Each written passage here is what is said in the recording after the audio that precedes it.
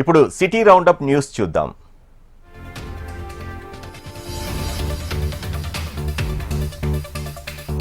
వివిధ కారణాలతో అంగవైకల్యానికి గురైన దివ్యాంగులకు సోమాజిగూడ ప్రెస్ క్లబ్ లో ట్రైసైకిల్ ను అందజేశారు. Rotary Club of Madras east, Muvate technologies private limited సంయుక్త ఆధ్వర్యంలో నిర్వహించిన కార్యక్రమంలో పీడబ్ల్యూడీ శైలజ ముఖ్య అతిథిగా హాజరై మువాటి director Suresh Kumar, Rotary Club ప్రతినిధులతో కలిసి దివ్యాంగులకు ట్రైసైకిల్ ను అందజేశారు. సమాజ సేవలోనే నిజమైన సంతృప్తి ఉంటుందని, అందులోనూ దివ్యాంగులకు చేయూతనివ్వడం మరింత ఆనందాన్ని ఇస్తుందని అన్నారు. కార్పొరేట్ సోషల్ రెస్పాన్సిబిలిటీ కార్యక్రమంలో భాగంగా పంపిణీ చేపట్టినట్లు తెలిపారు.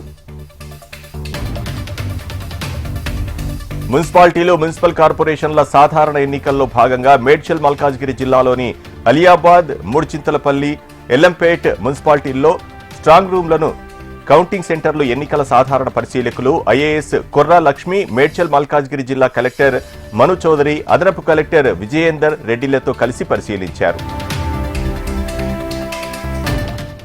మేడ్చల్ మల్కాజ్గిరి కమిషనరేట్ పరిధి శామీర్పేట్ పోలీస్ స్టేషన్ పరిధిలోని బొమ్మరాసిపేటలో చోరీ జరిగింది. నాగేశ్వరరావు ఇంట్లో ఎవరూ లేని సమయంలో ఇంటి తాళాలు పగలగొట్టి సుమారు 20 తులాల బంగారం, 2 లక్షల నగదు ఎత్తుకెళ్లారు దుండగులు. ఘటనపై శామీర్పేట్ పోలీసులకు బాధితులు ఫిర్యాదు చేశారు. బాధితుల ఫిర్యాదుతో పోలీసులు కేసు నమోదు చేసి దర్యాప్తు చేస్తున్నారు.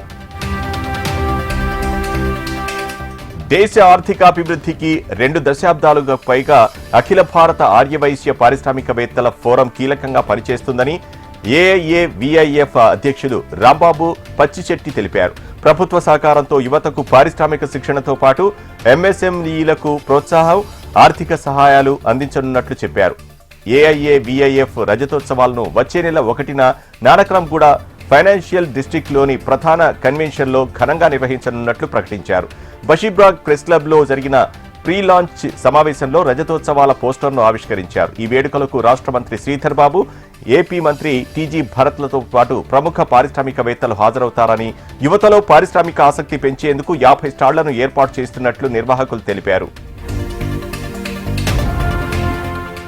అలియాబాద్ మున్సిపాలిటీ పరిధిలోని లాల్గడి మలక్పేట్లో కాంగ్రెస్ పార్టీ కార్యాలయాన్ని మేడ్చల్ డీసీసీ అధ్యక్షులు తోటకూర వజ్రేష్ యాదవ్ ప్రారంభించారు. ఈ కార్యక్రమంలో తోటకూర వజ్రేష్ యాదవ్, టీపీసీసీ అధికార ప్రతినిధి సింగిరెడ్డి హరివర్ధన్ రెడ్డి, మాజీ ఎమ్మెల్యే సుధీర్ రెడ్డి, సీనియర్ నాయకులు నక్క ప్రభాకర్ గౌడ్ పాల్గొన్నారు. 3 మున్సిపాలిటీల్లో మొత్తం 68 కౌన్సిలర్ స్థానాలను కాంగ్రెస్ గెలుచుకుంటుందని వారన్నారు. కొన్ని చోట్ల ఉన్న చిన్న సమస్యలను పరిష్కరించి అందరికీ బీఫామ్లు ఇస్తామని తెలిపారు. BRS MLA Mallareddy, BJP MP Etela Rajender గెలిచి 2 ఏళ్లు గడిచినా నియోజకవర్గానికి రూపాయి కూడా తీసుకురాలేదని ఆరోపించారు. ఇబ్రహీంపట్నంలో మున్సిపల్ ఎన్నికల నామినేషన్లో చివరి రోజు కావడంతో వివిధ రాజకీయ పార్టీల అభ్యర్థులు భారీ ర్యాలీలు నిర్వహించి నామినేషన్లు వేశారు. ర్యాలీలుగా వచ్చిన నామినేషన్లు దాఖలు చేశారు ప్రధాన పార్టీల అభ్యర్థులు. ఇవాళ్టికి మొత్తం 191 నామినేషన్లు వచ్చాయని అధికారులు తెలిపారు. మున్సిపల్ చైర్మన్ జనరల్ కావడంతో ప్రధాన రాజకీయ పార్టీలు నామినేషన్లు దాఖలు చేశారు.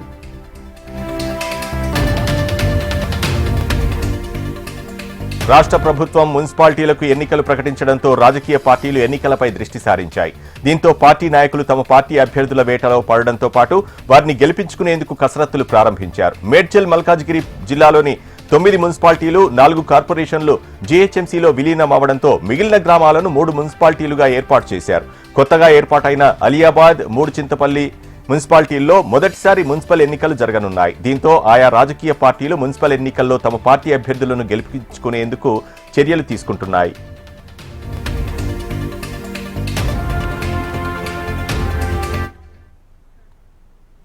ఇవి బులెటిన్ అప్డేట్స్. చూస్తూనే ఉండండి హెచ్ఎం టీవీ.